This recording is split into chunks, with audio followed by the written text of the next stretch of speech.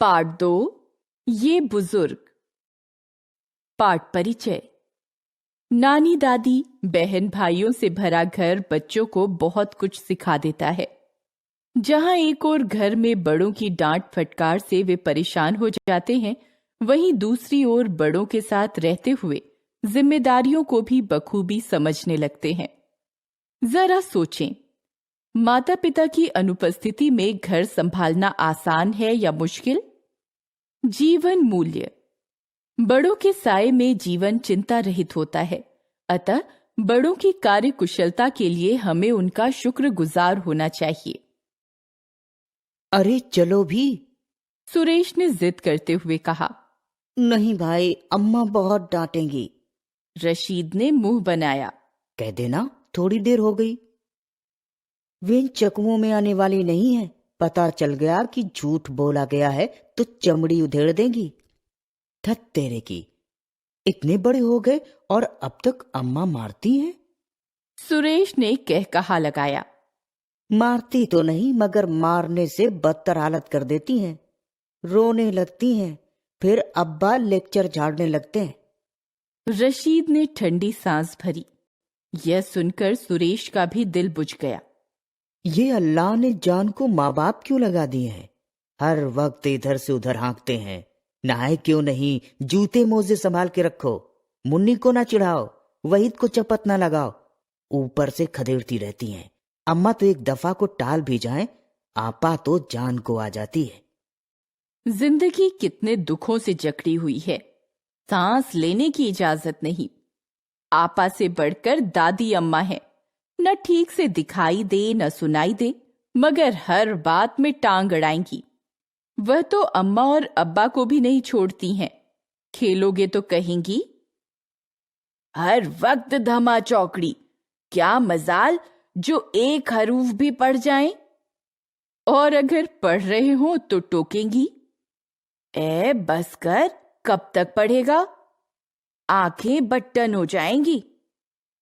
कभी कहेंगी, बस हर वक्त गायब, ये नहीं कभी पास आके बैठे। और जो पास बैठो तो, ए लड़के, क्यों मेरी जान पर सवार है, चल भाग। मगर जब उस दिन रशीद ने घर में कदम रखा तो कुछ अजीब सा लगा। हर तरफ सन्नाटा सा छाया हुआ था।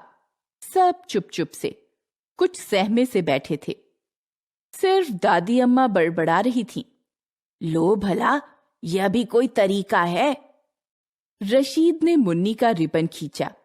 वह मुर्गी की तरह चिल्लाई, क्या? मगर ना अम्मा ने डांटा ना आपा गुर्राई।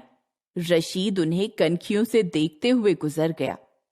फिर चौंक कर आपा की तरफ देखा, जो दरवाजे पर सहमी हुई खड़ी थी। क्या है? अब्बा बुला रहे हैं। क्यों? रशीद चिढ़ गया। उसकी रिपोर्ट तो काफी अच्छी आई थी, फिर क्या मुसीबत है? रशीद ने तंग आकर कहा। अब्बा आराम कुर्सी पर अधलेटे जबरदस्ती मुस्कुराने की कोशिश कर रहे थे।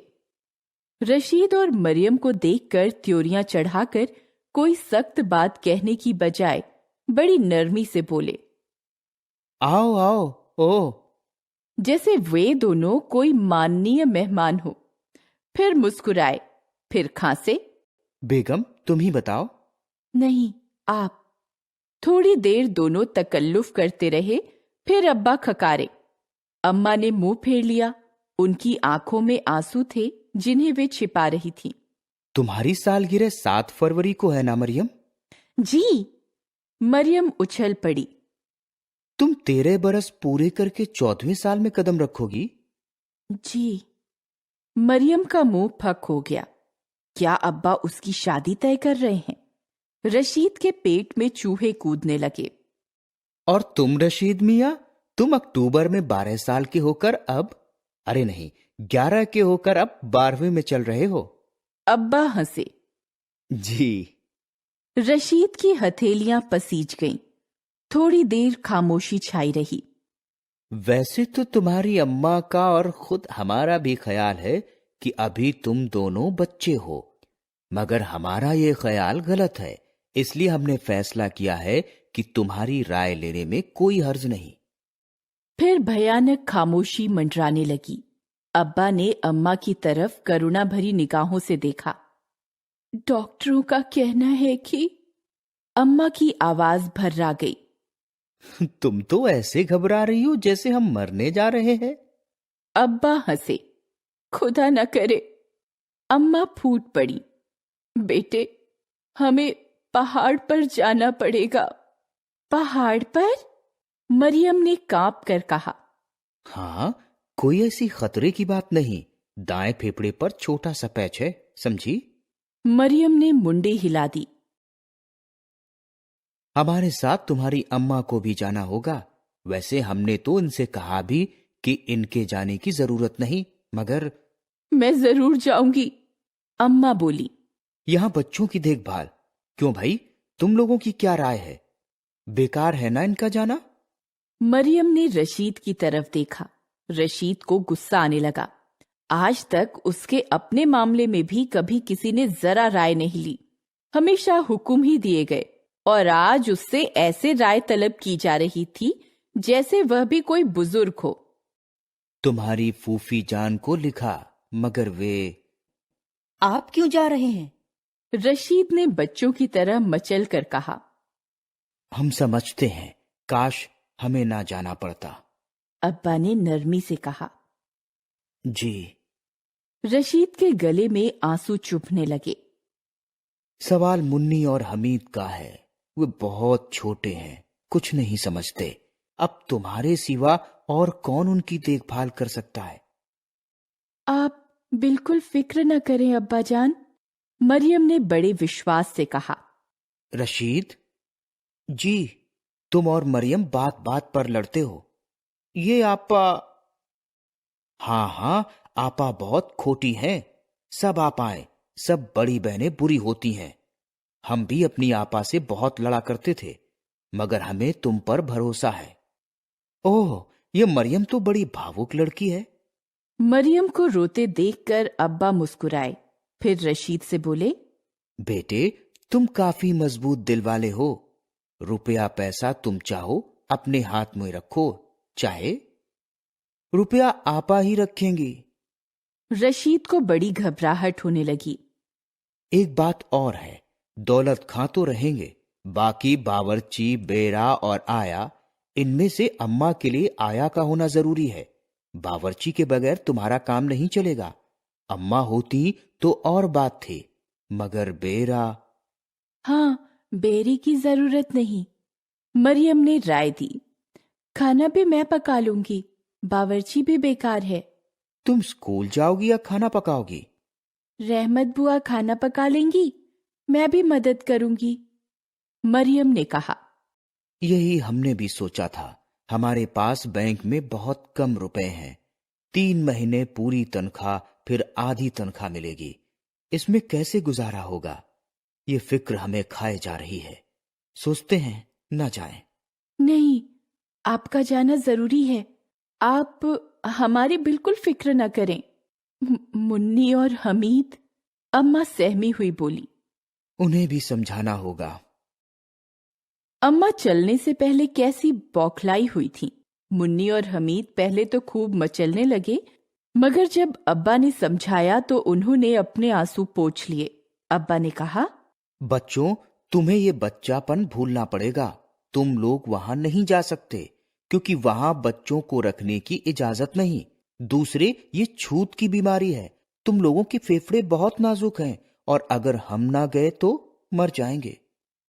अब्बा के जाने से पहले मरियम और रशीद ने दोनों बच्चों को बुलाकर कमरा बंद करके एक मीटिंग की। देखो जी, अगर अब्बा के चलते वक्त तुम लोग रोए पीटे तो मुझसे बुरा कोई ना होगा, खाल उधेड़ दूंगा। रशीद गुर्राया। दोनों बिसुरने लगे। हाय रशो, अम्मा के लफ्ज भूल गए। उनके जाने के बाद हम और तुम ही इनके माँ बाप हैं। मरियम ने दोनों को अपने पास खींच लिया। मुन्नी, हमीद, अब्बा और अम्मा जा रहे हैं। हम सब दुआ करेंगे कि वे जल्दी से अच्छे होकर आ जाएं। तुम रोए तो उन्हें दुख होगा, फिर उनकी बीमारी और बढ़ेगी। हम बिल्कुल नहीं रोएंगे। हमीद ने रो कर कहा। मैं भी नहीं। मुन्नी फूट पड़ी। स्टेशन पर चारों बच्चों ने अब्बा अम्मा को हंसकर विदा किया, मगर जब गाड़ी दूर चली गई तो चारों सिसकियां भरते घर वापस आए। मुन्नी और हमीद तो ऐसे सहम गए जैसे अनाथ हो गए हों। रशीद अब्बा की कुर्सी पर बैठकर एकदम अब्बा की तरह गंभीर और समझदार हो गया।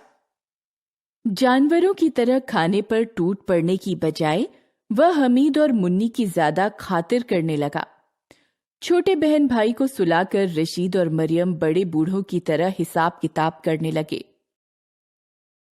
सुबह ही सुबह जब मरियम दोनों बच्चों को तैयार करने गई तो उसने देखा कि रशीद मुन्नी के बालों में बड़ी मेहनत से रिबन बांध रहा है और हमीद खुद अपने बालों में कंघी कर रहा है।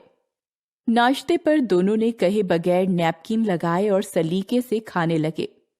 बावर्ची और बेरे के जाने से पहले तो तकलीफ हुई, फिर मरियम और रशीद ने सिर जोड़कर हिसाब लगाया। काम का बंटवारा होगा। मुन्नी और हमीद कपड़े और किताबें नहीं फैलाएंगे, अपने कपड़े सलीके से रखेंगे। पढ़ाई में जरा भी कमी ना आए। रिपोर्ट खराब हुई तो अब्बा को तकलीफ होगी और वे जल्द अच्छे न हो पाएंगे। दादी अम्मा सबसे छोटा बच्चा थी। उन्हें बीमारी के बारे में नहीं बताया था, वरना रो रो कर मर जाती। कह दिया था कि इम्तिहानों के सिलसिले में नागपुर गए हैं। हे बच्चों को छोड़ के मियाँ बीवी क्या मजे से चल दिए, और आने का नाम नहीं लेते। वे हर वक्त बड़बड़ाती। आखिर के 2 महीने बड़े कठिन गुजरे। एक एक पैसा संभाल कर खर्च करना पड़ा। दौलत खां सठियाए हुए थे। मरियम और रशीद साइकिलों पर सामान लाद कर लाते और सफाई से डिब्बों में भरते। शनिवार की शाम को सब बैठकर खत लिखते। खाने की मेज रशीद लगाता। मरियम पकाने में आया का हाथ बटाती। हमीद और मुन्नी ड्राइंग रूम साफ करते। दादी को फुसलाने के लिए उनसे पुरानी कहानियां बैठकर सुनते। वही एक बादशाह था। दुनिया के बादशाह खत्म हो रहे हैं, दादी अम्मा का बादशाह नहीं मरता, रशीद चिढ़कर कहता। मगर दादी अम्मा का दिल न छोटा हो, इसलिए जो वे सुनाती सब्र से सुन लेता। अम्मा अब्बा वापस आ रहे थे।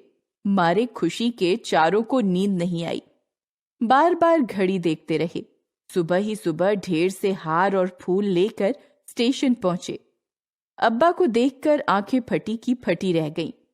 लाल चेहरा, चमकती हुई आंखें, क्या लंबे लंबे डग भरते हुए दौड़े और चारों को बाजुओं में समेट लिया।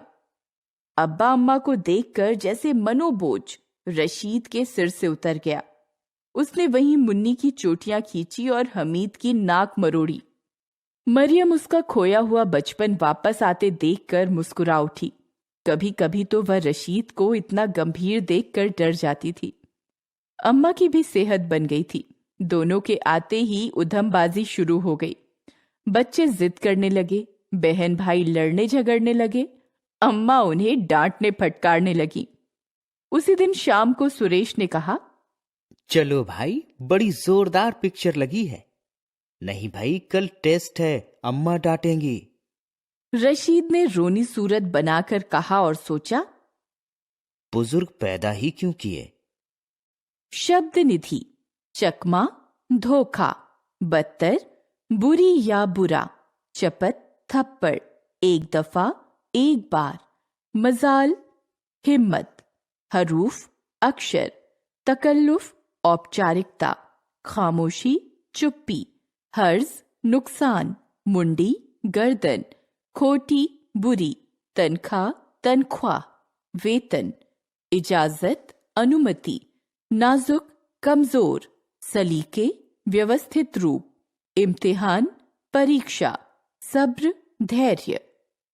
श्रुत लेखन या उच्चारण अभ्यास, बदतर, खदेड़ती, इजाजत, वक्त, सन्नाटा, जबरदस्ती, तकल्लुफ, हथेलियां, गुजारा, बौखलाई, बीमारी, नाजुक, गंभीर, रिपोर्ट, जिद, बुजुर्ग। मुहावरे, चमड़ी उधेड़ना, बुरी तरह पीटना, ठंडी सांस भरना, शांत होना, तकल्लुफ करना, पहले आप करना, हथेलियां पसीजना, घबराहट होना, सिसकियां भरना, धीरे धीरे रोना, आवाज भर्राना, रोते हुए बोलना, आंखें फटी की फटी रह जाना, हैरान होना, त्योरियां चढ़ाना, गुस्सा करना, टांग अड़ाना, काम में रुकावट डालना, मुंह फक हो जाना, हैरान परेशान होना, मजबूत दिल होना, हिम्मती होना, दिल छोटा न करना, दुखी न होना, मन से बोझ उतरना, चिंता मुक्त होना।